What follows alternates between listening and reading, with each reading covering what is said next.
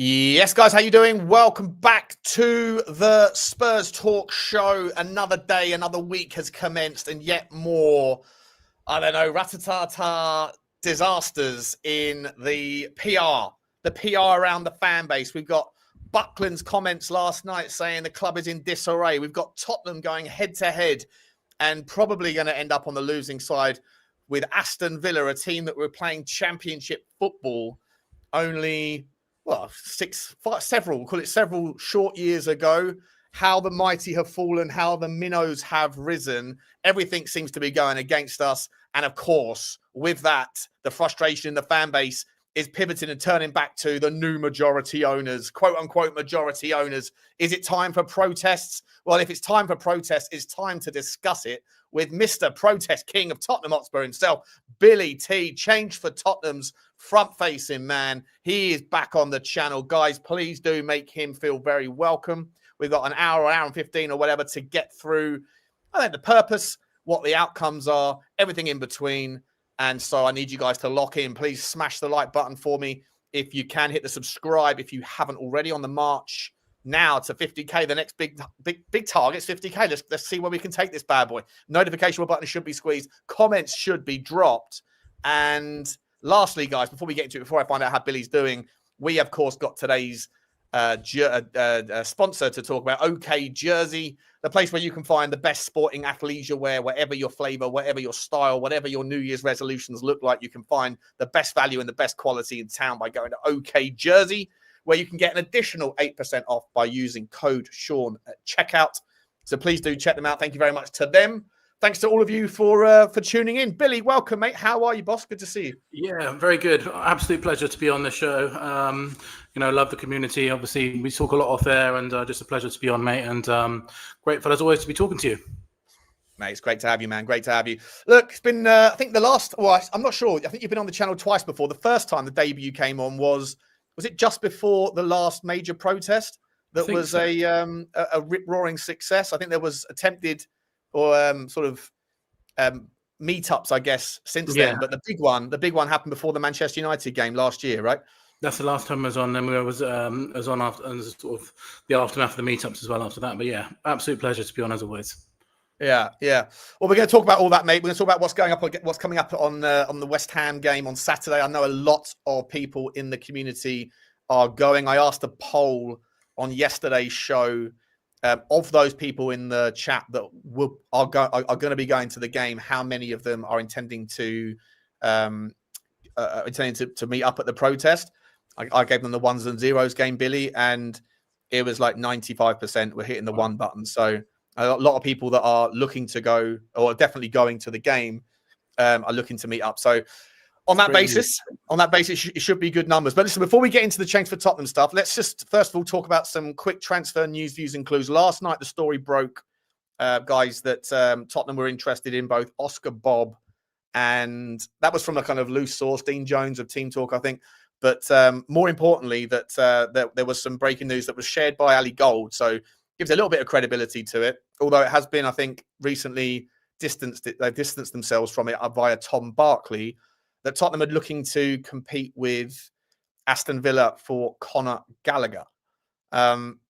What's your thoughts on the player, the profile, and the need of someone like Conor Gallagher, Billie?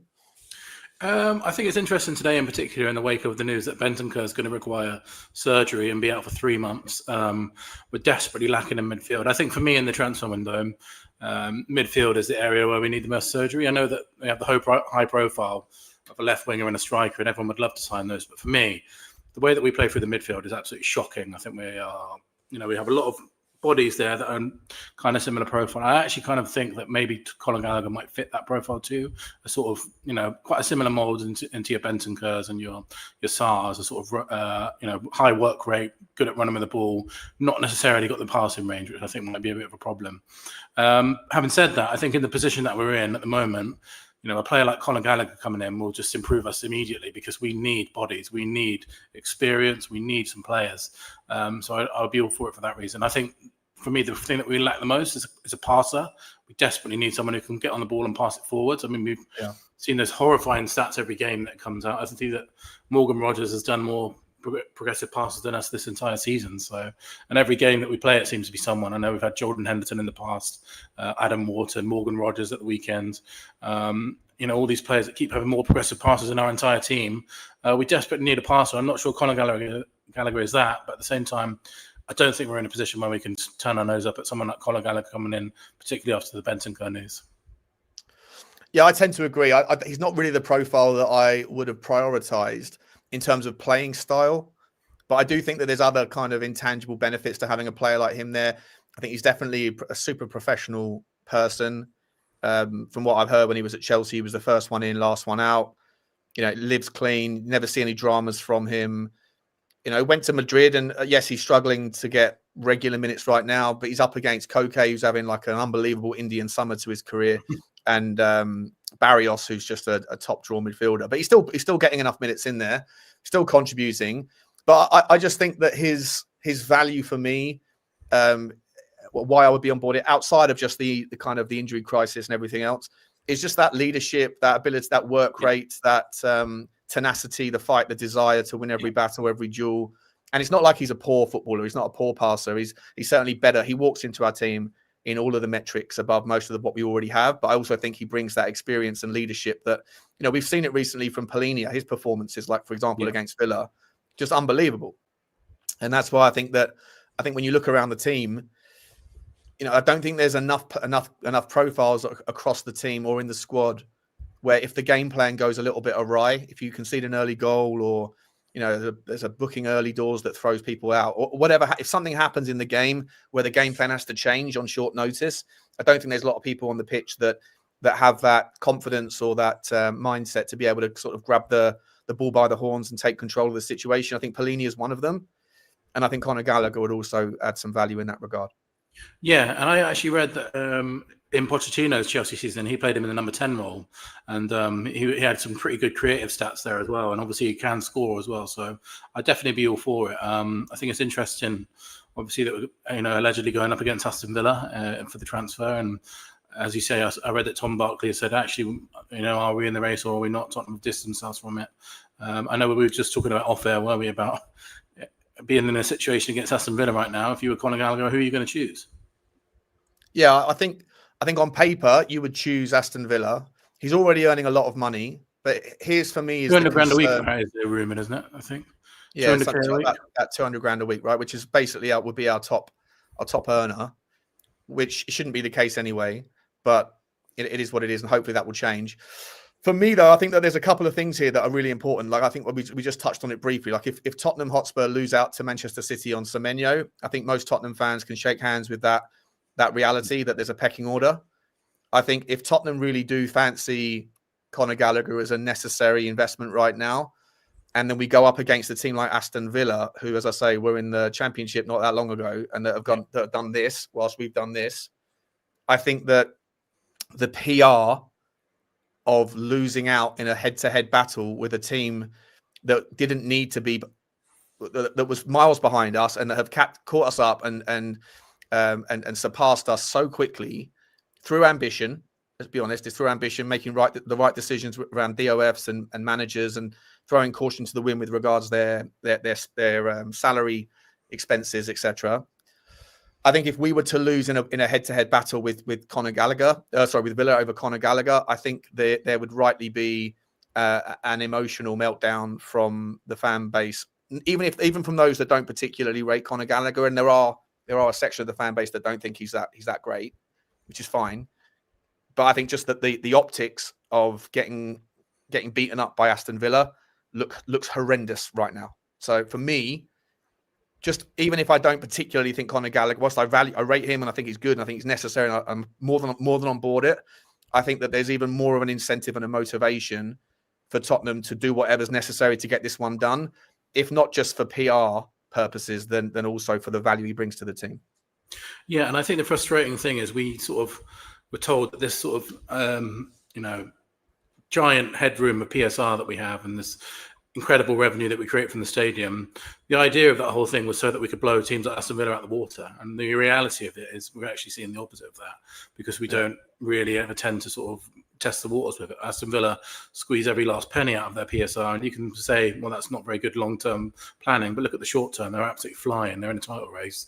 They have a really competent team full of really good players and a really good manager. I don't think their fans particularly care about the long-term future of their finances right now because they're sat in a title race. So and we were told that this. Our huge rooms at PSR will mean that we'll be able to offer wages that Aston Villa wouldn't be able to match. But the reality is, we could be about to lose out to them on a player. We're certainly about to, we have lost out to them on the pitch. And we're miles behind them in the Premier League. And that looks to be trending upwards for them rather than, us getting anywhere near them. So, it's frustrating. It's really frustrating because, again, you mentioned it just then, as a Spurs fan, you can we've always been in the mix somehow with the big teams like Liverpool, Man City, Arsenal, Chelsea, Man United. But I think there's a begrudging acceptance that if we're sort of vying with a player for them, we're probably going to lose out unless we had a manager like Pochettino who was able to attract players. But against Aston Villa, we should be able to beat them in a race for a player. But the frustrating thing is, if you were a player at the moment, I know who I would rather choose.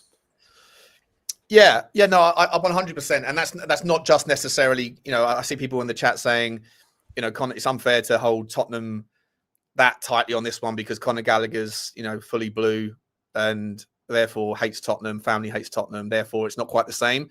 But I would agree with you on that general principle for most players, even ones that have no affiliation to our rivals. They had a straight race. We're in the Champions League right now, and Aston Villa aren't. But it doesn't feel that way, does it? No, if you look at it doesn't. Clubs, it's sort of we're in a false position, aren't we? Oh. What's going on? Have you changed your default color of that of that camera to yellow? I haven't. That was a mistake, but there you go. That's my yellow in the veins. Sensational.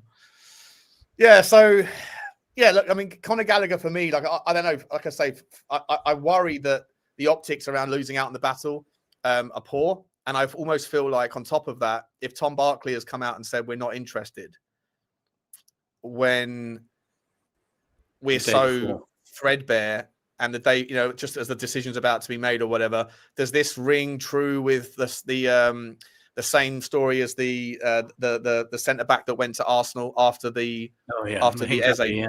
Hincapié after, we're not interested. We're not interested. Please don't let this one get out that we're interested. We can't lose it again. I mean, they simply can't afford. They can't afford any bad PR at the moment, can they? Because everything is so awful. I'm sure they're just trying to save face on absolutely everything possible at the moment. Because I know we'll obviously talk about the transfer window when we talk about change to Tottenham a bit later on, but there's nothing really to cling on to at the moment in terms of the transfer window. There's no sort of meaningful links coming out. There's no sort of, usually at this time we have some kind of high profile, what if we sign Savinho or whatever. There's nothing there, or there's just nothing at the moment. It's straight. It's almost like radio silence, isn't it, from the transfer front? When traditionally Tottenham have thousands of links appearing every day from this, as we all know. Yeah, it's a nightmare for me, mate, because that's my bread and butter is shameless clickbait, But honestly, this feels like when Paratici was in charge before, when he was fully employed, before he had his legal issues, his methodology, or at least the style it came across, was that there was just links dropped all day long. He would work with the journalist, at least it felt that way, to get the stories out there, spin the plates, pick one at the end, whatever. Whereas Johan Lang has always kept it very close to his chest, and we saw it in the summer. It was kind of nothing. Oh, suddenly we're close and it's done with Kudus. Nothing. Suddenly it's done with Morgan Gibbs-White. Obviously, it didn't end up happening that way. Similar with Eze, similar with Mwani at the end. This January feels exactly the same. Like there are no links apart from outgoing ones, and the outgoing ones are only really being manifested by the agent who can't keep his mouth shut. Yeah. And Tottenham have Dragusin, of course. Tottenham are so threadbare that you would expect that there would just be like that leaks would come out, even if they were like, I don't know, sort of fragile at best. Just because Tottenham would be picking the phone up to every club saying, or to every agent saying, "What's the chance? What's the chance?" But there's nothing to get our teeth. That's why I'm doing live streams every day rather than doing uploads, because uploads are for the transfer links, and live streams are for the conversation. It's difficult, Yeah, and I mean, I know we'll get onto this in a bit more detail, but I'm amazed. We're sat here almost halfway through January now, and our squad is inarguably weaker than it was at the beginning of January. We've lost players. We've lost countless to injuries already. Yeah. And we're just sat here with nothing. It's just, it's perplexing. It's very perplexing.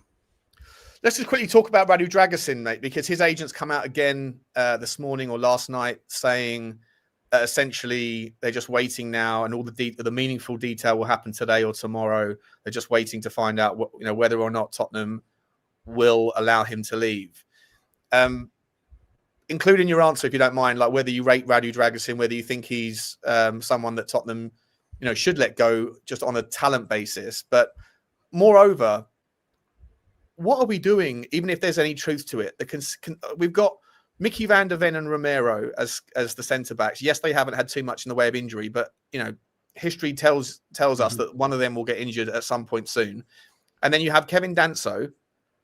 So if one of them gets injured and Radu Dragusin leaves the football club, we have no centre backs. Kota Takai's gone out on loan. Ben Davies is a makeshift; he can fill in here and there. On what planet does it make sense to let Radu Dragusin go out on loan or on a permanent? When you look at other clubs like Arsenal that have got about 5 or 6 centre backs that are all more than happy to participate. I understand that some of them are different like demands around minutes and all those things, but we can't let Radu Dragusin go, can we? Well, I would suggest we can't let anyone go at the moment. We're threadbare, and I mean, also the stories about Tel are equally, incredible that we would be potentially in a position to let him go when he started the last 3 games. And in terms of Dragusin, I think, firstly, the only upside with it would be to get rid of this agent finally, because I hear more about this guy than some of my family members. The amount of quotes that he puts out every day, it's absolutely unbelievable, isn't it? I mean, but I think from a playing staff point of view, we can't afford to lose anybody. So Takai going out on loan is pretty absurd, really. Seeing as we bought him in summer. We haven't even made an appearance for us, and he's gone already. So that transfer seems a bit of a strange one. Dragusin, I think the interesting thing about Dragusin is I would like to see him more in the Thomas Frank system. I think he was a really bad fit for Ange because he's not a high line defender at all. Pace is not his strong point. He's not particularly good with the ball. But under a Thomas Frank team where we defend a lot deeper, we're often sort of heading up balls and things like that. And this is why when Kevin Danso tends to play for us, he gets really good reviews because we're defending so deep and sort of headering crosses away, which he's really good at. So I'd be interested to see Dragusin play a bit more for Frank because I think he's much more suited than that. I think, as you mentioned, let's be real. There's going to be a point where Micky van der Ven or Romero get injured, if not both of them, as has happened in the last 2 seasons. So it'd be an absolute nightmare to sell Dragusin without replacing him.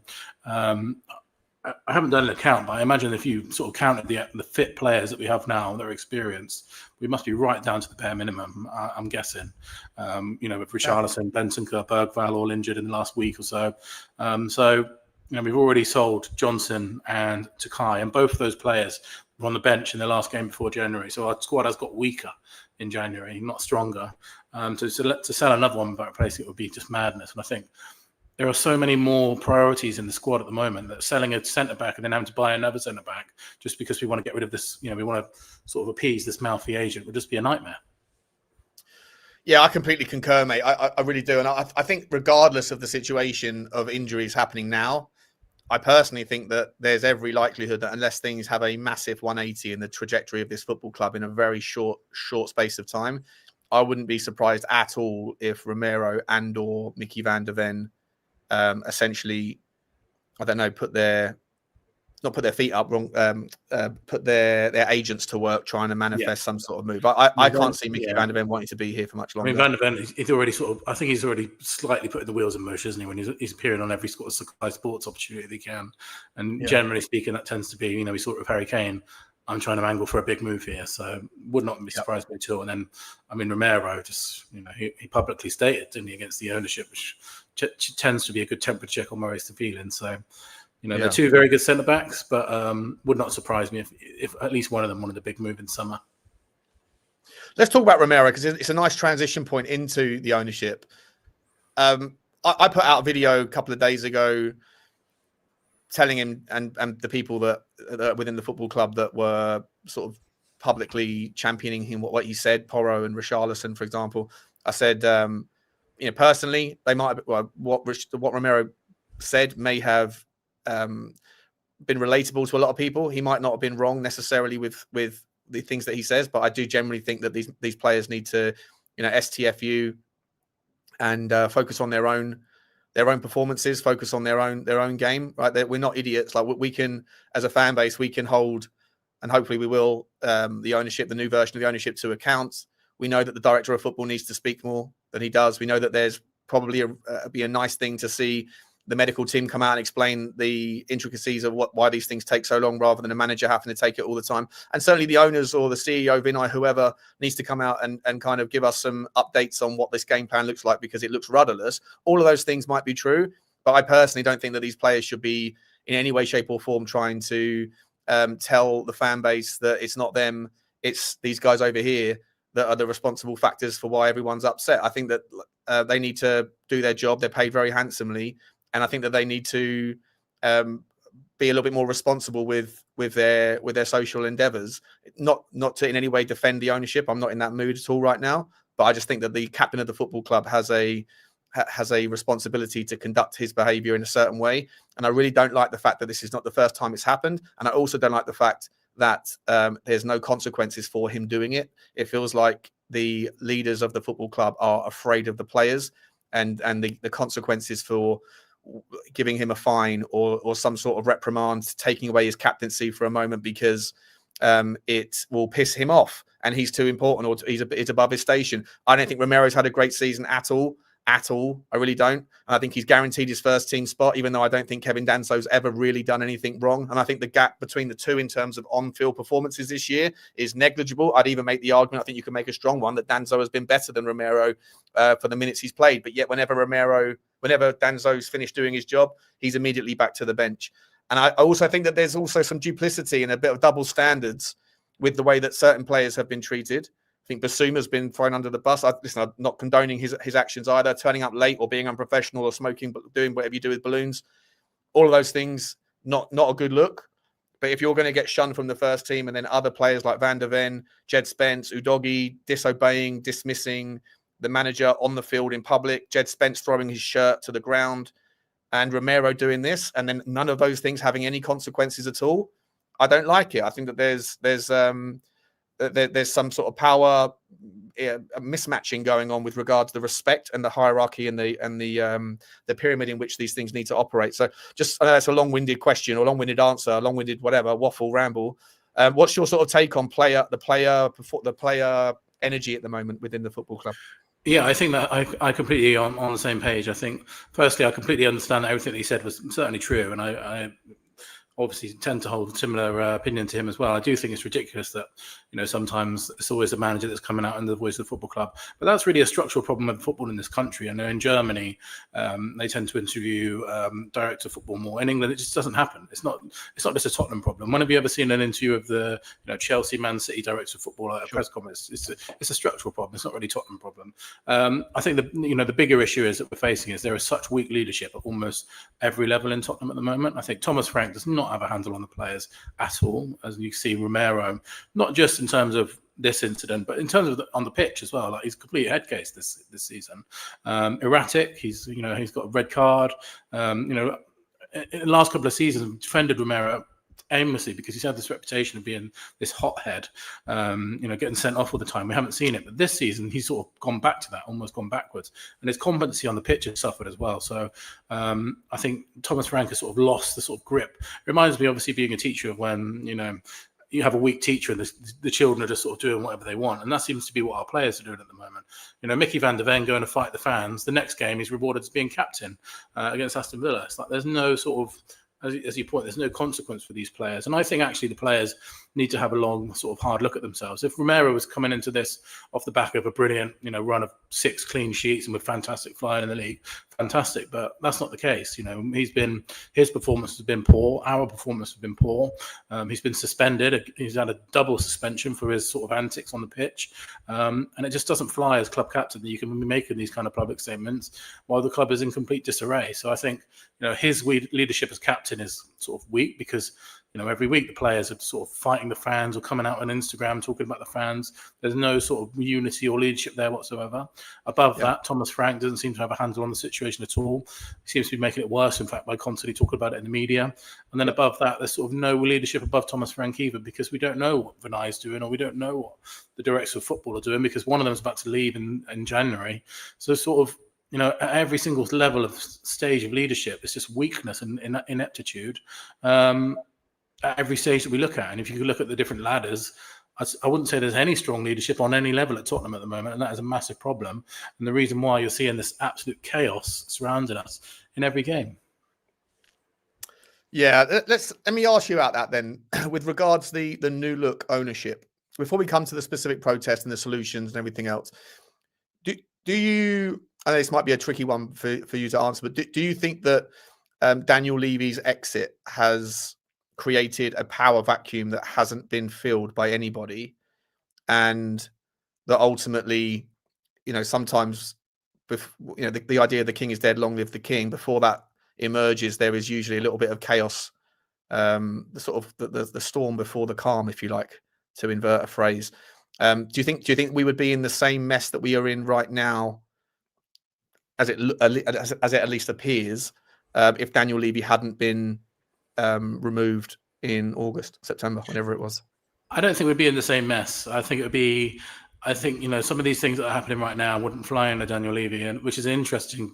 It's not to say that the removal of Daniel Levy was not the right thing, because I think obviously, if you look at the 25 years of his tenure, I think he had, he was obviously holding this football club back, and But what I would say is, in the interim period, because he was such a sort of multifaceted person, and we've seen it by the fact that since he's gone, we've hired about 4 or 5 different people to do his jobs, and some of them are not even in post yet.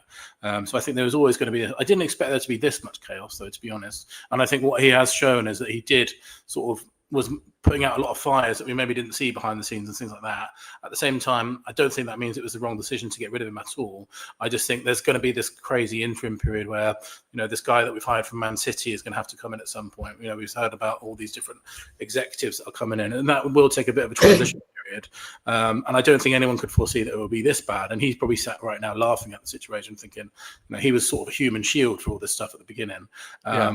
And I think this kind of period was inevitable. I just didn't imagine it to be this bad. And I think until these new people are in, I think we are sort of, and there's a good couple of people talk about this across various platforms. The structure of a £1 billion company having one man at the helm of it, which is what it appeared to be like with Daniel Levy. He was sort of getting involved in transfers, overseeing the stadium, overseeing the PR, overseeing absolutely everything.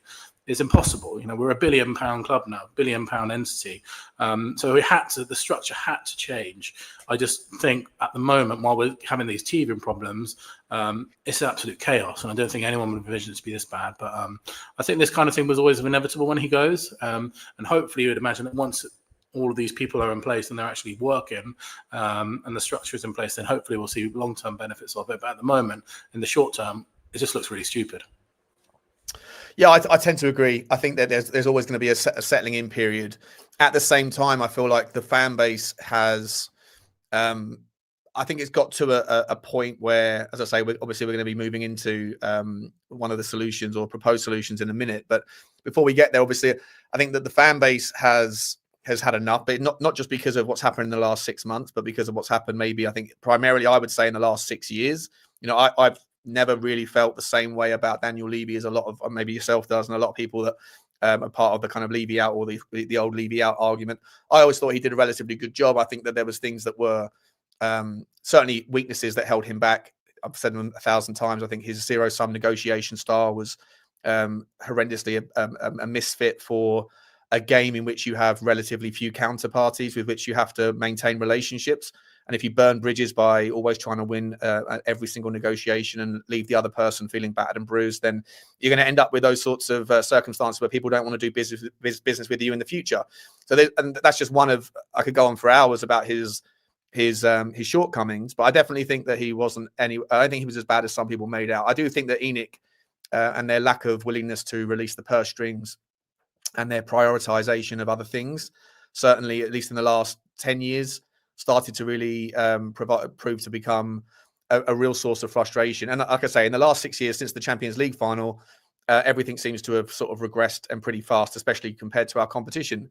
What I would say is that I do think that the Champions League final was also a part of the issue. I think it reset expectations of a fan base around a false high. I don't think we were a Champions League finalist worthy team. think there were a lot of things that were starting to crack at the time. And also with the kind of the perfect storm of moving into the new stadium and the debt and everything else, it made it more difficult than people, I think, would imagine to just be able to carry on with the investment that was necessary then to kick on. And I think that sometimes those things are a little bit overlooked by people that make their minds up. But like I say, we're at the point now where Daniel Levy has gone. There is this chaos that's currently manifesting. And before we move into like the protest side, I just want to quickly ask you, like, with his absence, you mentioned there he is a shield, right? He was the shield. He was the guy that everyone went after whenever something went wrong. When I remember when the Eze deal fell over.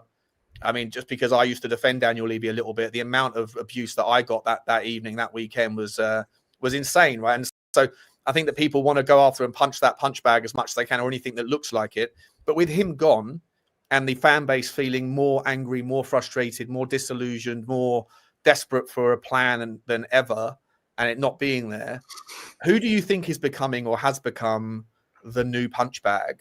And do you think it's reasonable? Well, I think what we have to do as a fan base is realise that the consistency in post Daniel Levy and pre Daniel Levy is ENIC and the Lewis family, and they've always been there, and they've always been the ones with the real power because they're the ones that have the majority sharehold. And if you're being if you're being sympathetic towards Daniel Levy, you could say, well,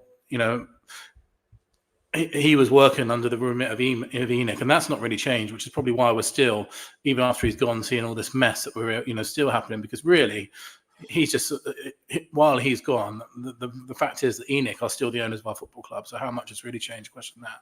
I think in answer to the punch bag question at the moment, it's probably Vinay that will get a lot of the flack, because he's the sort of forward-facing communicator of this new era, and I think. Is that fair? I think probably yes, because if you go into this position of a club like Tottenham Hotspur and you were sort of at the beginning when everything was rosy, we were the European champions in the summer, and he was pushing out videos on a quite frequent basis, saying everyone was lauding his communication and how fantastic it was. But in this crisis, we've seen nothing. So I think it is fair, because if you're working at a club like Tottenham and you are the CEO or whatever, you have to expect that kind of flack. And I think what would particularly be frustrating for fans with Vinay is that we've seen nothing during this crisis. So I think Vinay will be the punch bag at the moment for a lot of people, but I think I would implore people to look above that and look at what is the true factor that's been here, not just post-Levy, but pre-Levy as well. And in 25 years, the real problem has to lie on the floor of ENIC and the Lewis family, who are still the owners of our football club. And despite all the PR saying they're now the Tavistock Group and the Lewis family, they're no longer ENIC. I would really question whether the fact what has actually changed since Daniel Levy has gone, and are we just seeing the same mistakes that might not have even necessarily been Daniel Levy, because he was always working above or underneath, the ENIC and the Lewis family. And really, I would question what has actually changed in the time that Daniel Levy has been there, because we certainly doesn't seem to be this brand spanking new era of moving forward and everyone's fantastic, ambitious football club that want to prioritise trophies. We've certainly seen no evidence of that yet. Yeah, again, I completely agree. I certainly think that some people in the chat there saying that the manager's become the new punch bag. I'm not sure. I think the criticism of Thomas Frank is appropriate.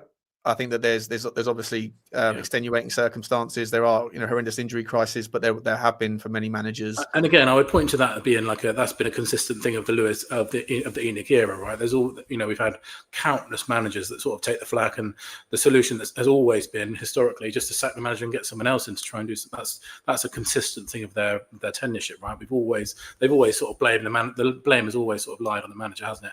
And then the solution has always been, right, let's get rid of him, get someone else in, and hope that we go into something else. I'd say that's been quite consistently true over the last 25 years, right?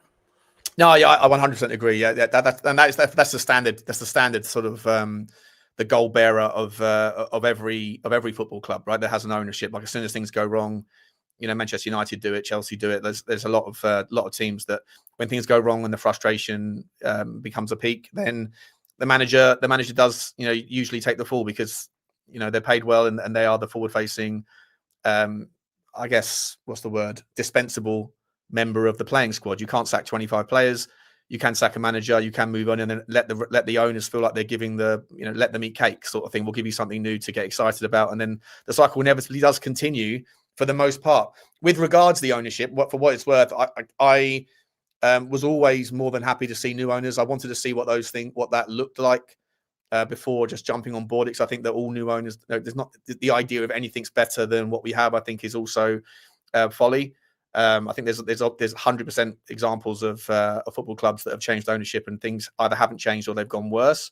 There's very few where the change of ownership has been the catalyst, and usually those owners that have come in that situation have brought with them, exorbitant amounts of money that allow sort of needle moving to really manifest, especially when the rules haven't really been in place to make those things a bit more limited. But for me, when I left, where I started to lose my sort of my hardline stance on that I had previously was when these guys came in.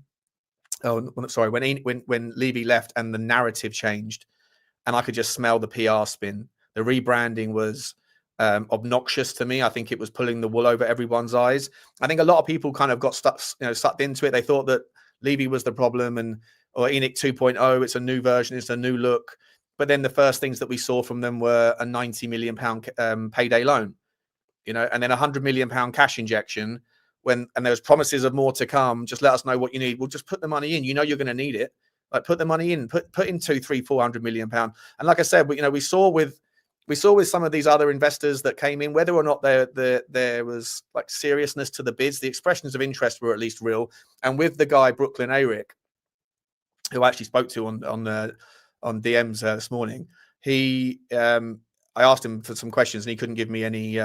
He said, I'm still in the takeover period, Sean, so I can't comment. But maybe in the future we'll figure out some more about that. But at least he spoke to Martin Lipton and gave a blueprint of what he looked like. And for me, that the exciting bit, and again, don't know if it was serious or otherwise, but there was allegedly on something like $1.5 billion worth of working capital to be injected in, which is the sort of thing that you need. You still have to work within the confines of PSR and FFP and all those things, but at least you have money does. It doesn't necessarily solve everything, but it gives you more options. It allows you more. It allows you more wiggle room within your mistakes and your errors and your and just the kind of the things that happen in your day-to-day work. Whereas if you're working within liquidity issues, because you have owners that could also do the same thing if they wanted to, but they don't for whatever reason, or they want that money to go into other priorities.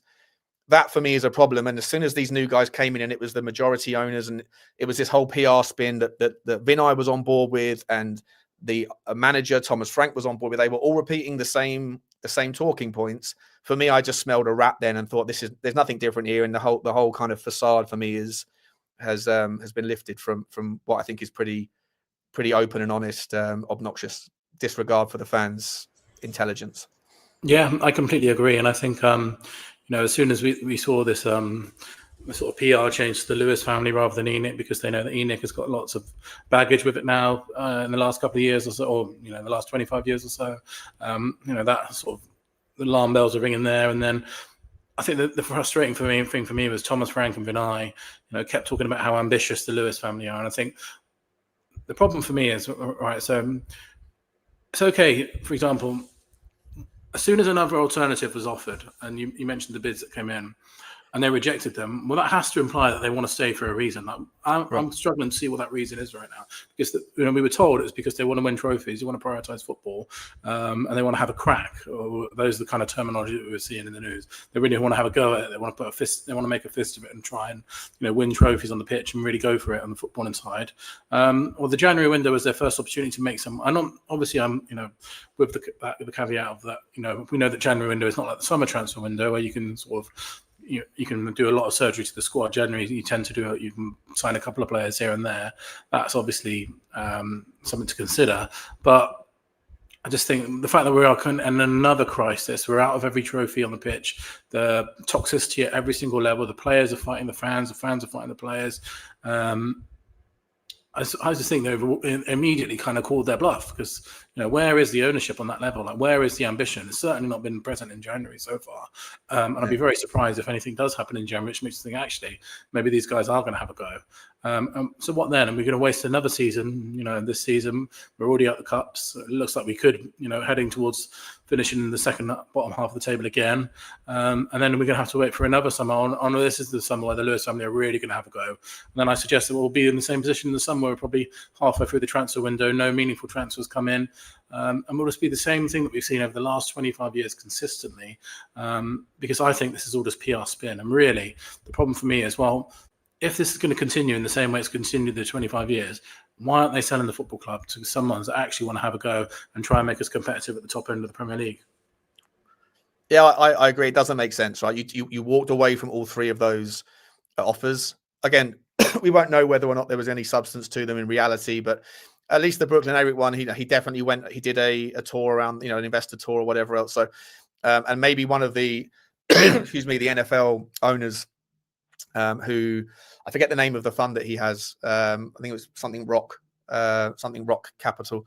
I think it was actually called Rock Capital. He walked away obviously when from Eric's consortium. So at least there was something there. There was something there that was worth looking at. And if they just rejected it flat right out, sort of straight out, then yeah, I completely agree. Like then you obviously have intentions to do something, but you haven't proven it.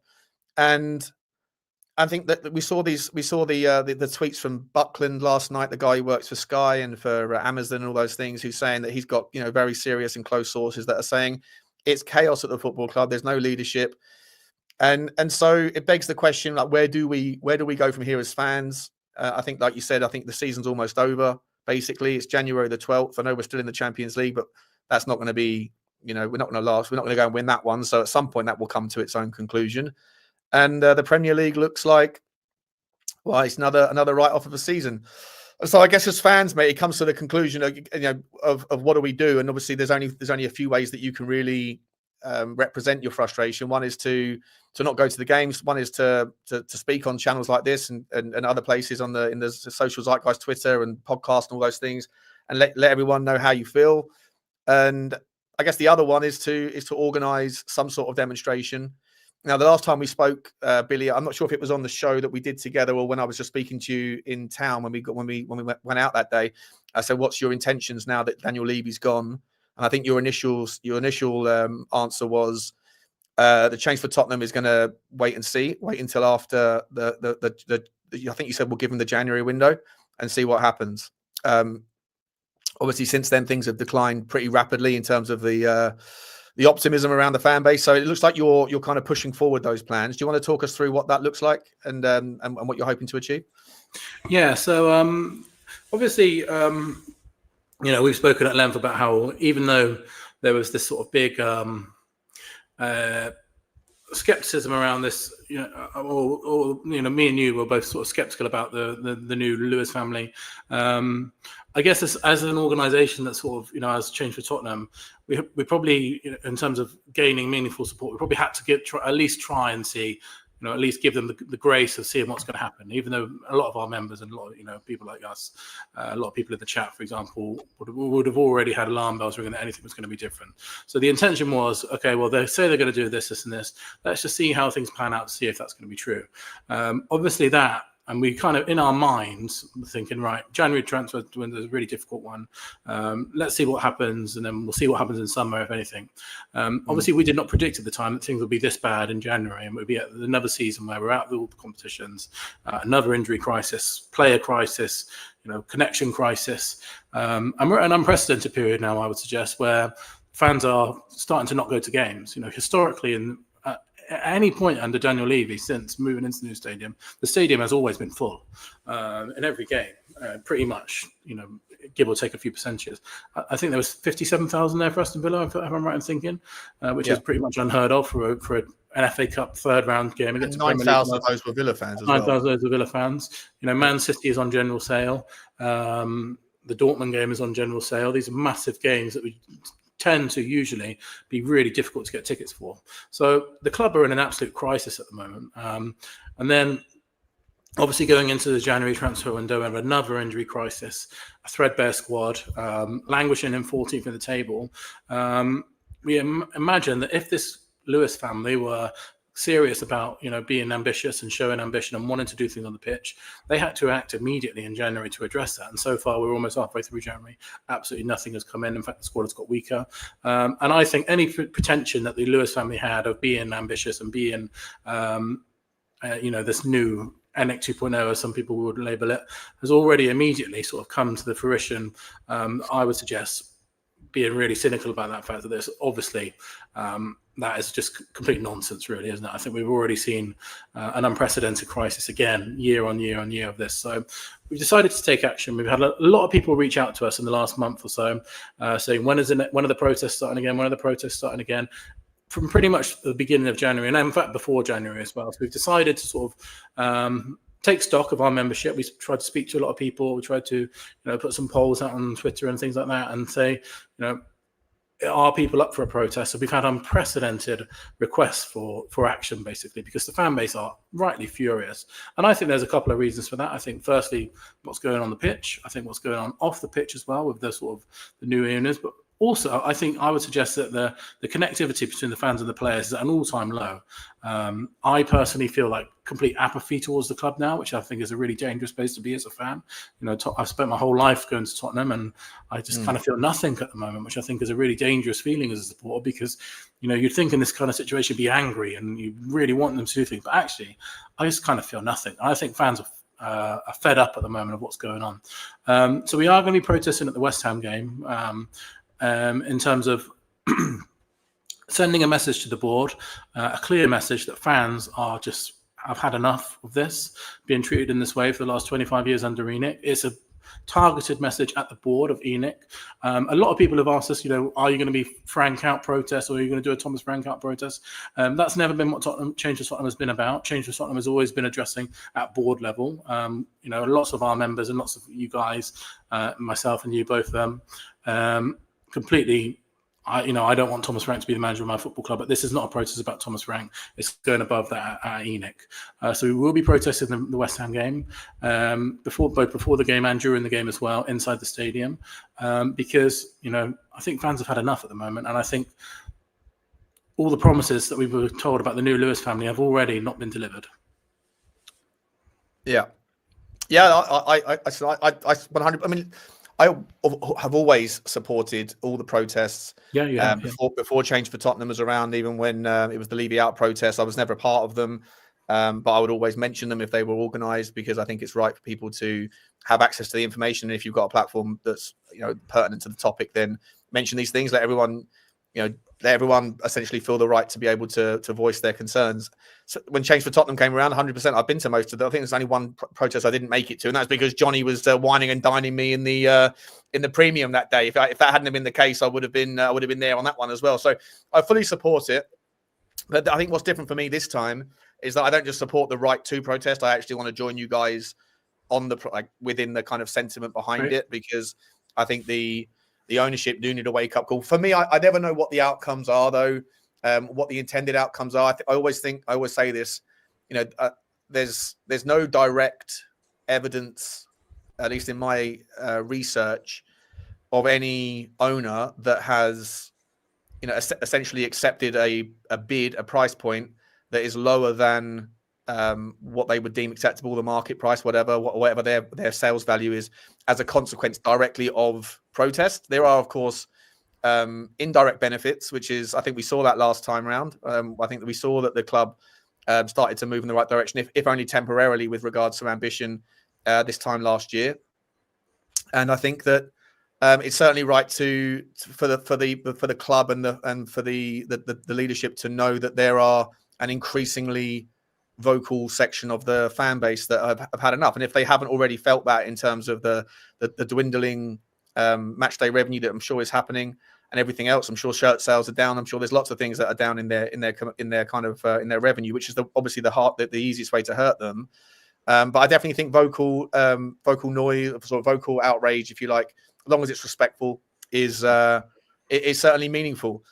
What are your intended outcomes, though? Because if it is if you're hoping that this would lead to a forced sale, I don't know if that necessarily would be sort of reasonable or logical. But if it's just to sort of step in the right direction to sort of garner to sort of feel what sort of percentage of the fan base that go to the games now are willing to participate. Last time it was somewhere between 2,000 and 4,000 people of 60,000.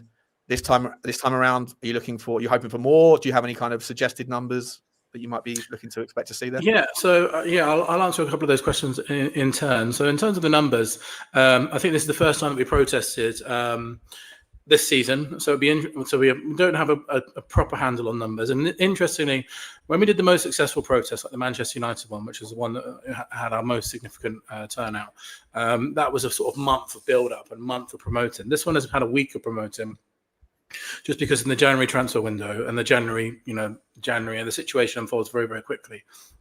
We haven't had time to plan it. So I have no idea what time in terms of numbers. In terms of support online, it's been huge and probably our biggest ever in terms of unwavering support. Usually we get a bit of pushback from people saying, why are you doing this right now? What's it going to achieve? At the moment, it seems to be the support is very positive behind us. And I think that sort of speaks to the fan base. It's at a breaking point now where everyone seems to have had enough. There's been pretty much no pushback online, which is one indicator. I know you obviously don't know how things online translate to real life. In terms of what it's going to achieve, I'm not naive enough to think that having 2,000 fans or 1,000 fans outside the stadium on Saturday is going to think, actually, right, I'm a Lewis family, right? Look, there's 1,000 people outside there that don't want us to be here.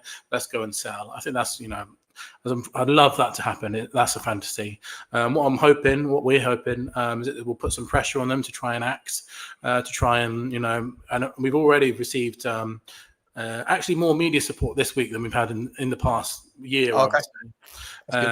Henry Winter has tweeted about it. It's been in the Standard. It's been in the Daily Mail. It's been in the Telegraph. We're hoping to be on TalkSport as well. Have you reached out to them, or have they reached out to you? What's that sort of communication been like? Yeah, actually, so a bit of both. But Henry Winter followed us on Twitter and DM'd us, and then has put a tweet out about it. Lots of people have got in touch with the papers. It's in the Standard today. It's in the Telegraph today. It's in the Daily Mail today. And we're kind of hoping that that's a real tangible thing that you can achieve with these protests. It's just a bit of pressure in the media. I think I always point to, I'm not just the protest, by the way. It was, the fact that things were so bad. When we protested the Manchester United game, when things were that bad, almost on every Sky Sports news segment and every TalkSport segment, the story was Daniel Levy. It was like an unprecedented media presence of Daniel Levy at that time, negative media presence. And I think that can have an impact. I'm not saying that's what led to Daniel Levy to leave or anything like that, but it certainly it might have been certainly part of the story, part of their thought process. It definitely adds pressure, at least, and that's what we're intending to do with this protest: is add a bit of pressure. And the real aim of it really is just giving fans a chance to stand up for themselves and voice their opinions, that this isn't going to fly anymore, because we pay an unprecedented amount of money as a football fan base, more than almost any club in Europe for our season tickets. We're lied to constantly. We're told that Tottenham, the stadium would be a game changer. Well, the game has not changed. In fact, the game has rapidly declined every year since we've been in the stadium. So it's a real opportunity for fans just to voice their frustrations with the ownership of this football club, and get together and hopefully try and provide a platform for people to get together. And Change for Tottenham has never been about the people that are working behind the scenes. It's always been about providing a platform for people to get together and voice their opinions, and that's what it will continue to be in the future as well. I see you're also collabing with another. I wasn't aware of who they are. Something O17 or OS17 or something. Oh, is that right? I'm not sure. I saw that on something that was released. Yeah, so I'm not too familiar with those either, but I believe so. They're an atmosphere group of a youth atmosphere group, and one of the things that we've been doing behind the scenes this year, as well as the trust and the fab, lots of people have been talking about the stadium atmosphere and trying to improve that. They're not someone that I know particularly well, but I believe that they're a group of young kids that are trying to improve atmosphere in the stadium, and I believe that they're supporting the protest as well. They're kind of an initiative to do with atmosphere, so we welcome them, because we welcome anyone that's trying to sort of make a difference to the football club. Like you say, people going on these channels, yourself, people going across channels and trying to improve our football club, I think, is always welcome. So they're an atmosphere group primarily. They're going to be there too. I think they're quite a new organisation. I think most of the people that are part of that organisation are quite young, the young generation. So very much welcome, and it's good to see. I know we're all sort of hardened Spurs fans by now in our adult years, but it's good to see that the youth are also feeling this passion to want to change things as well. So it's good to see that the Spurs kids are also feeling the same way that we all feel. Yeah, superb. It's nice. Yeah, good to collab. I have to check them out. Are they the guys? Do you know if they're the guys that sing above the stairwell on the south stand? That's them. Yeah, that's them. They meet in the building. Yeah, that's them. Okay, but yeah, I just think we've seen sort of crazy amounts this year, haven't we, of the FAB and the Trust put out a statement as well. Lots of organisations are trying to make an impact in some way, in any way that they can, because we're another shambles of a period in our history at the moment. So with regards to the THST, I saw they put out something that was, I don't know, a change in tone from them a few days ago.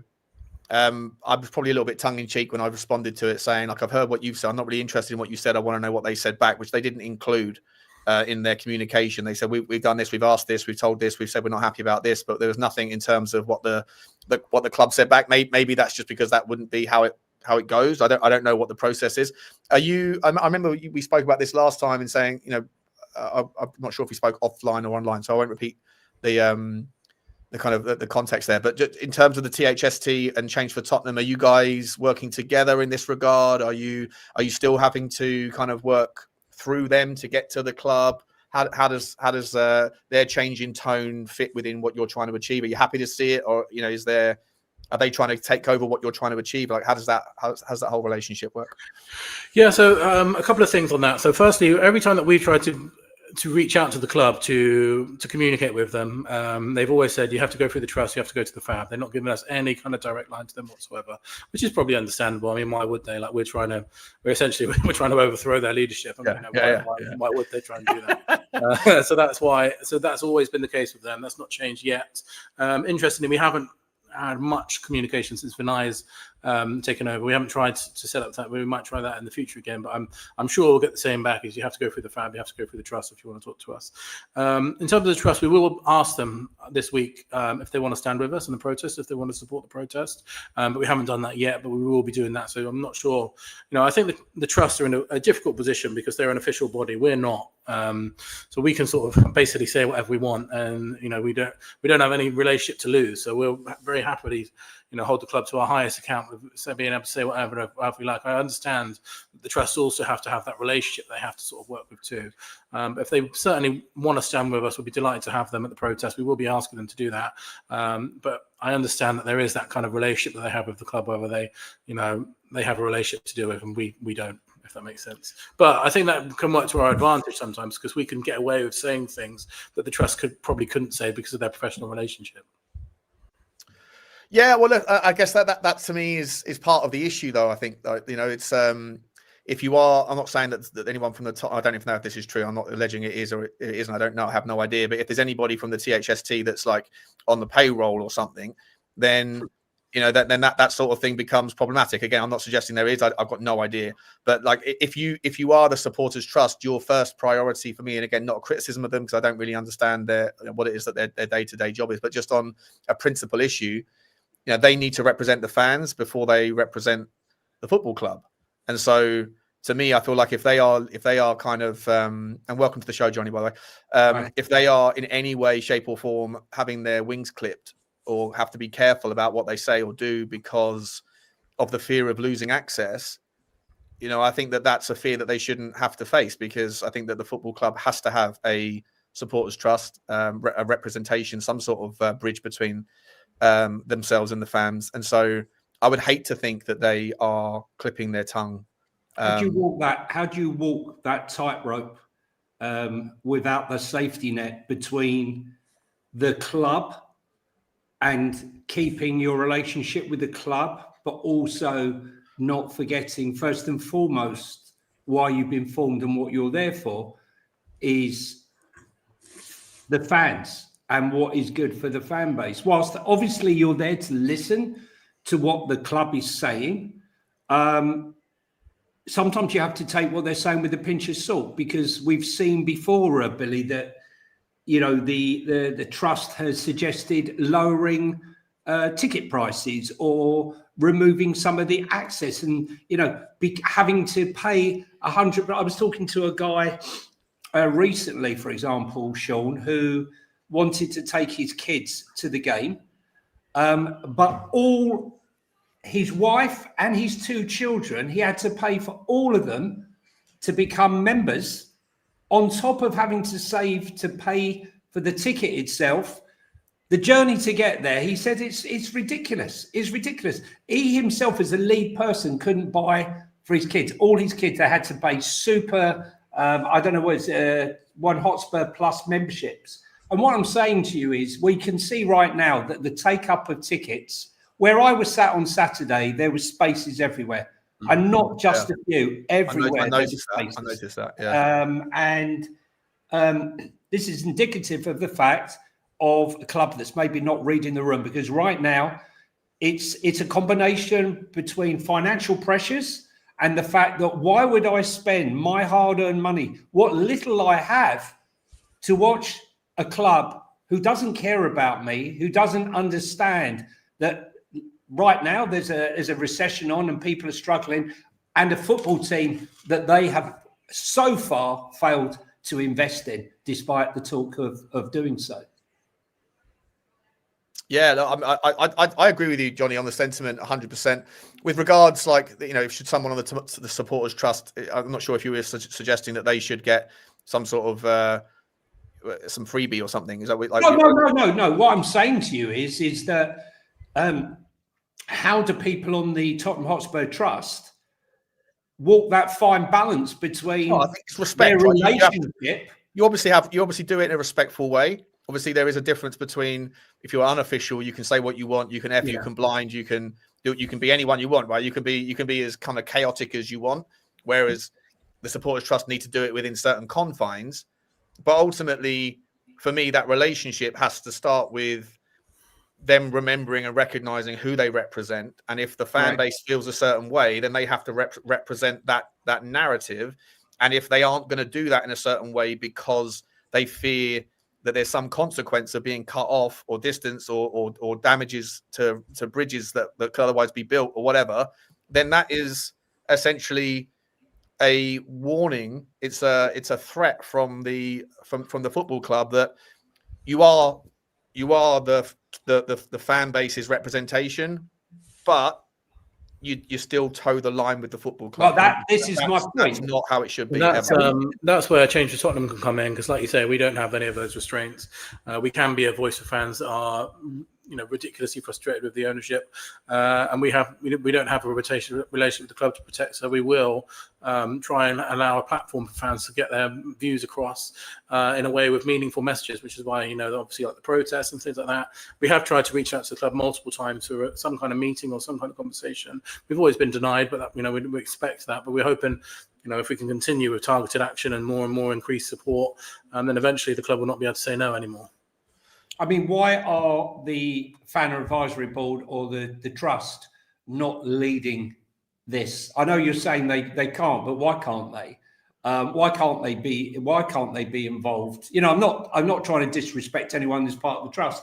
I'd like to know why you can't show. I mean, we're asking for a peaceful demonstration, Sean. We're not. No one's asking to do anything, detrimental to the club. We're voicing, freedom of speech to say something was where we're upset about.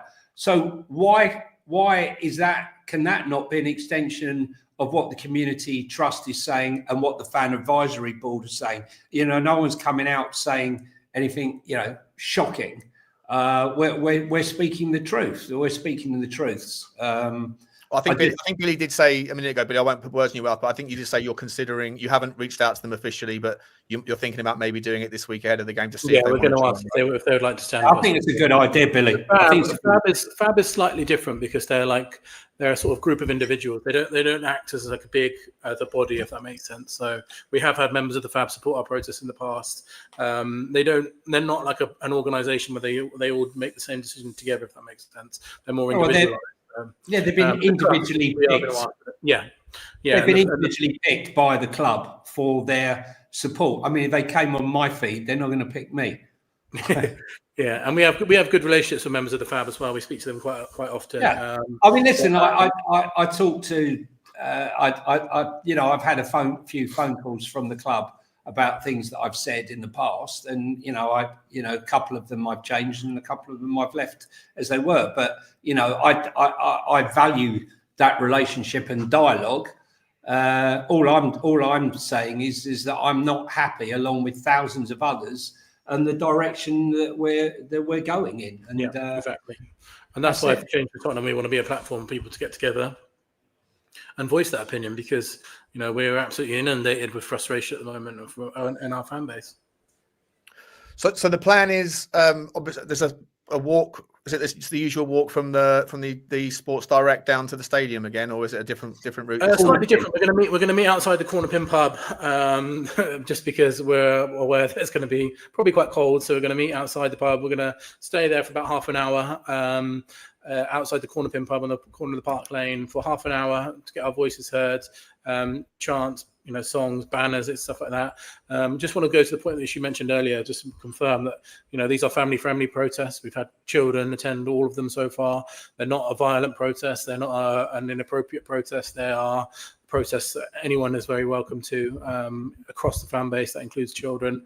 And we'll be meeting there at 2:00 on Saturday. And then at about 2:30 to 2:35, we'll be going into the stadium together and continuing the messages inside the stadium too. We're then thinking about, depending on what happens with the situation, to consider some more in-stadium protests for the Man City game coming up in February and the Arsenal game coming up in February. But this protest in particular is just sort of taking stock of our first protest of the season. Let's see how many members we can get together. Let's see what the numbers are like. Can we send a message to the board? And then we'll move from there. John Matt, John Matt in the chat has gone, it's illegal to protest without planning permission in this country. Not go and ask Sadiq Khan, mate. It's rubbish. You can we'll do a double demonstration. Is the corner, is this near the number 8 bar? Is it? Yeah, right outside number 8, basically. Yeah. Right outside number 8. Okay. Yeah. And so actually, to answer that question, we are in constant communication with the police about our protests as well. Yeah. So we do have permission anyway. Don't worry about that. Exactly. Okay. And but there's nothing yet official about doing anything, like there's no walkout or there's no post match. There's nothing like that. You haven't yet communicated. Not for this game, but we're gonna depending on how the situation goes and depending on how much support we get, we're gonna look at the Man City game for our first ever kind of walkout kind of thing, and depending on how things go in between then and February. Okay, all right. Just a quick little pause on the dialogue here, guys. Don't forget, OK Jersey is available for all of your wonderful clobber. Johnny and Billie, I don't know if you saw, just since we've been online, it looks like Aston Villa have. He's going. Conor Gallagher is going to the Villa. We spoke before, Johnny. Me and Billie spoke at the start of the show about the PR exercise and the damage of losing out in a battle to Aston Villa. One thing to lose out to Semenyo to City, but to lose out on Gallagher to Villa, it's a bit more of a disaster. It doesn't look like we even got into the battle in the end, and maybe the man. He's never coming. He's never coming to us because of his strong Chelsea ties. But I'll put the question to you: have Aston Villa replaced Spurs as a Big Six club? For now, yeah, for sure. In terms of competency-wise, without a doubt. Yeah.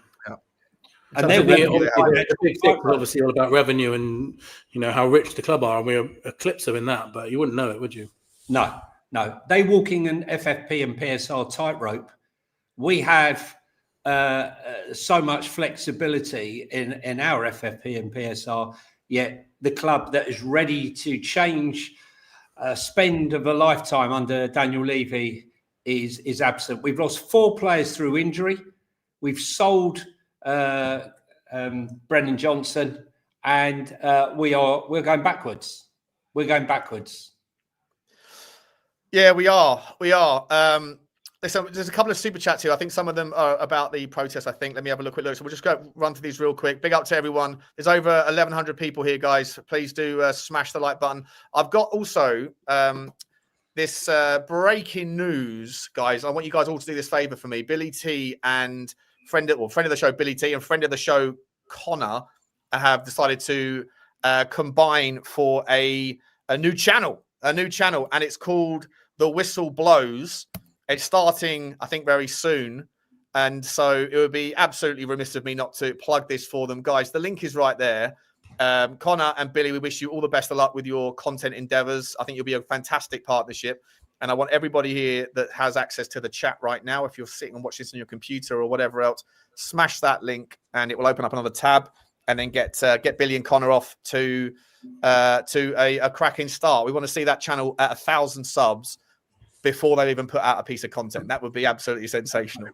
Thank you so much, man. Completely front load the monetization process, you know. And we've already spoken about it, haven't we? But we'll definitely have you both on. It's exciting. Obviously, anyone that knows Connor Levinomics, myself, obviously you can tell that a lot of the chat is going to be about ENIC and educated channel. Can I just say at the end, when you said when the whistle blows, just to make it authentic, Billie, could you have booing at the end of that? Yeah, that's going to be our theme tune. To spoons. Yeah.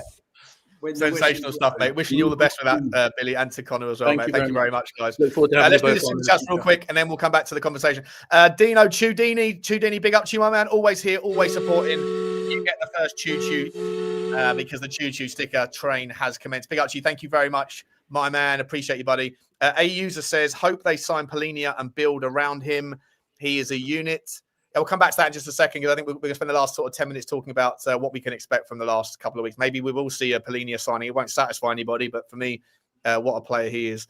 A user's come back in again, says Tottenham handling of Radu feels like a classic case of buying a profile without committing to the system that makes that profile work. He hasn't had any time. Just quickly, guys, Billie, I asked you already. Johnny, are you okay with selling Radu Dragusin? Again, a top club doesn't sell any asset until it has in situ the replacement. Okay. Yeah. We didn't replace Bale. We didn't replace Ericsson. We didn't replace Kane, and we haven't replaced Son. Okay. If you're going to change, then things have to change. We should never have let Brennan Johnson go before the so-called replacement was in place. Were we not told by Thomas Frank himself that he's demanded that the replacements or the reinforcements are in the club ASAP, and yet they're nowhere to be seen. And he also said that he's got his first, second, third, fourth, fifth, and sixth target in every single position. Well, we're halfway through the month, and we haven't been linked with any of them. Correct. And also, as a matter of fact, just to remember that Xavi was number 4 on our list, not A, not B, not C, but D. And let's be honest, the fact that the club are still undecided as to the merits of signing Paulinho for £30 million, right? Come on, mate, give your head a wobble, right? Anyone that's seen the last 2 games, right, has seen Paulinho knows he should be our fucking leader. Excuse my French, but he has leadership qualities. He's trying to make this the first show we've ever done where I haven't actually sworn. I even said STFU when I was reminiscing about Romero, right. And then Johnny's got it's all good, Joe. I made joking, so it's all good, mate. Yeah, listen, I think but so Dragusin, for me, I think Billie agreed. I think that the idea of selling Dragusin right now is absolutely you cannot endorse that. And even if the guy doesn't want to be here, sorry. If you go and one of our front two or one of our back two gets injured, we don't have any spare centre backs because Danzo will be in, and then we've got no one left. So I'd go one better than that. I'd go one better than that. What I'd do, I'd get on the phone. Hello, is this Radu's agent? Yeah, Radu's agent. Please come down. We want to talk about the move. Yeah, we're all for the move. And then I'd keep him on the line till the 31st and say, sorry, mate, we changed our mind. Now, fuck off. Just stick him on hold for 2.5 weeks. I've never known an agent. You need to get him on the show, Sean. You need to reach out to. Apparently, he replies. I reckon he might be the easiest person to get on the show for a comment. I reckon he genuinely replies on. I've heard he replies on Instagram. So, oh really? Honestly, we should be baiting him out 100%. Just for talking too much. But no, I totally agree. You don't get rid of him until we have an adequate replacement. And I'd love to get Stankovic from Club Brugge, but I think they're selling so many players. I don't think they're. Brentford have already bought an 19-year-old striker from Club Brugge for $8 million. That's going straight into the first team squad. So. Yeah, we can't do anything. And the other one, the Solis guy, doesn't particularly want to come to Tottenham anyway. He only wants to leave for a top club, and Tottenham aren't a top club right now, according to the zeitgeist. Ollie B. Kirk. Big up to you, my man. From Denmark, big up to you. He says Spurs versus West Ham is El Sakiko. I think you might be right. Is that Ollie Kirk? Is that Captain Kirk's Swedish nephew? What is that? Big up to you, mate. Thank you very much. George has put in a super sticker. Thank you very much as well. Choo to you, Georgie. Big up to you, my man. A user says sign Polinia, give him the captaincy, top leader. I think we all agree, right? Yeah. Well, I don't really want to sign him right now. I feel like we can wait until the summer. Right now, first thing is first. Go and find some new players we don't have, rather than getting players we do have to commit. Big up to you, though. Spurs OC, I'm hoping, big up to you, man, from California. He says, I'm hoping the sales of Johnson and lack of transfer activity is Lewis juicing the profits before a sale. Big up, fellas, and good luck on Saturday. Is there any chance that we could infer from this that the lack of activity, the fact that there's a sale, that there might be more like, oh, fuck it, based on your assets, come on, Sean, right? Offloading players. It doesn't change the valuation, does it? Yeah. You know, our expenditure, we were 42% wage to earnings. I would have thought with Son gone now, have we really replaced all of Son's earnings? No. Chabby Simmons is on about 200, isn't he? 180? Yeah. He's on that, and kudos. But I don't know. Listen, we're probably at 43% now, mate. We haven't exactly moved the needle too much. Aston Villa on 96, aren't they? So yeah. And they still find room for one more. A Gallagher that they don't even need Gallagher, by the way. They've got more than enough talent anyway. That's what a top club does. Arsenal don't need their 18th centre-back and defender, but they'll still buy him if he's an improvement. And they're all happy to be there as well. Correct. They're all happy to be there. Big up to Dermatron. He's renewed the membership. Big up to you, Derma. I hope you're well, my man. Hopefully come on the fan show this week, buddy. Love to speak to you. Trek 14 says, money talks, stadium with away fans and ENIC on TV. Stadium with away fans. I mean, not sure what that means. But I definitely agree with the money talks bit. Thank you very much, Trek. Official Shawn Michael, sexy boy, says, looking forward to seeing everyone at the protest. There you go. Another one's going to be there.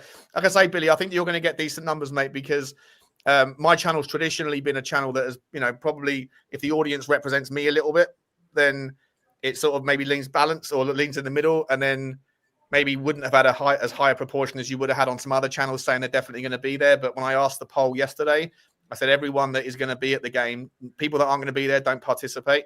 Everyone that is, ones and zeros, and there was only a few zeros and a lot of ones. Yeah, so it's unprecedented amount of frustration at the moment, I would suggest, in the fan base. If you're looking for me at the protest, I will be dressed as Billie T. I'm trying to get that round moon face at the moment as we speak. You can get off DHgate. Or OK Jersey. Okay. I will protest in my house in before the game, says Gamble Smurf. Big up to you, Gamble Smurf. Thank you very much for your super chat as well, man. Appreciate your support. Lads, last question. Are we how do we finish? How does the January transfer window finish? How many players do you think we're going to bring in? Any more exits? And is there any reason to be optimistic going into February and the rest of the season? Start with you, Billy. I think we'll buy one or two players. I think they'll probably be opportunistic players rather than anything that'll make a meaningful difference. I think the fact that we're sort of targeting people like Conor Gallagher and Oscar Bob are the only names that are coming out. It seems to me that they're just sort of looking for opportunities rather than, I don't think if you'd have gone before, in 5 months of January, we'd have said, right, the two players that we need to make a difference are Oscar Bob and Conor Gallagher. It just seems like they're sort of looking for any kind of opportunity that might arise because Man City need to sell him and he wants to leave after let's go. So I think we're just kind of looking around for opportunities as we've seen before in the past. I think one or two players maximum. I'd be very surprised if we have someone to come in and improve the first 11. A massive signing like that. So yeah, I'm not too hopeful for it. And then Fabio sets off into the Italian sunset with a new girlfriend, apparently. We got dumped, by the way. He didn't just leave us. We got dumped for a new flame. Johnny, let me ask you, mate. Do you think the climax of the AFCON is that going to make any difference to the opportunities or any kind of Well, listen, the climax for us would have been Ademar and Lookman rolling up at Tottenham Hotspur. You get Fenerbahce for $1.5 million. I mean, sorry, like we can't spend $1.5 million with an option. What is going on? I think we're going to be doing the old Danny Rose come the signings. Listen, look, I'm all for doing a Thiago. You know, a player, say from Club Brugge that costs 30 million, that within 6 months, a year, is going to cost 70 million. I'm quite happy with that. I'm quite happy with a player that might not be massively known, but it's going to come straight in and play in our first team that we believe has got all the credentials. Do you give the football club the credit for having those sorts of things identified? No, well, we haven't.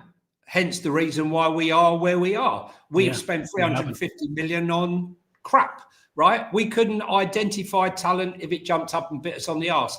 Berghvall, I mean, if you look back historically, some of Fabio's signings have been great value. Some obviously haven't, but on the whole, he's far better than what Johan Lang has brought in. But I always believe it's the personality, the wheeler dealers, the people who know how to network with people. I don't think he could network in a room. He's the guy that sat in a corner, you know, with his head in the corner. Johan Lang, to me, he doesn't give off. He's got no aura, right? None at all. Whereas, you know, Fabio had it coming out of every orifice. And I just think that this club needs, let's be honest, right? We're not the first sitting at the dining table. We're not the first sitting. We're not the second sitting. So, you know, when you see our fans say, we just got to offer the right money. It's not about offering the right money. It's not about offering the wage. We are not an attractive proposition right now. You know, 2019, we were an attractive proposition. Maybe even in the summer, we were an attractive proposition. Right now, when you see and you tune in, should I say, to Sky News or to any social media, you'll see ridicule. You'll see fans fighting with players. You'll see players calling out the fans and the management and what have you. That is not an environment, if I was an agent or a player, that I would be encouraging my player to rush into. Unless, and this is where I'm saying this, unless you're a player that's coming from a Club Brugge or from a lesser club and thinking that Spurs can be your stepping stone to a Manchester City or a big club. It's sad to say, but that's where we are at, I believe. How far our star has fallen, right? Correct. It's pretty crazy.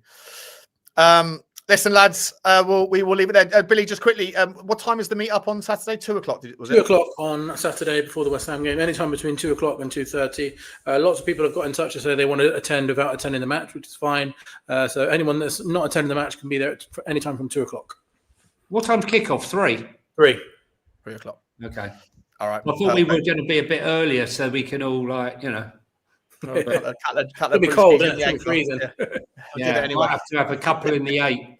Yeah. I'll be there from about 8 o'clock in the morning. You know me. Me. Guys, massive thank you, Billie. Absolute sensational performance. Johnny, absolutely sensational as always. Thanks for coming on. Billie, let me plug your new channel one last time. And also, guys, you have had the channel plugs all day long there for the... Oh, not put it in the wrong chat. There we go. Just copied and pasted it. Let me do that again. Guys, please don't forget to help out Billie and Connor's new channel. There's the link. And we will see all of you. Me and Johnny will try and do a football link this afternoon. And you'll be seeing us on Spurs 5 this evening. And Billie, I'm sure you'll be around. You've got more shows to be on today or this week? Not today, yeah, but I will hopefully be around this week. And we'll see you guys in the future, I'm sure, very soon. Perfect. Yeah, thanks everybody. On the channel, on the new channel.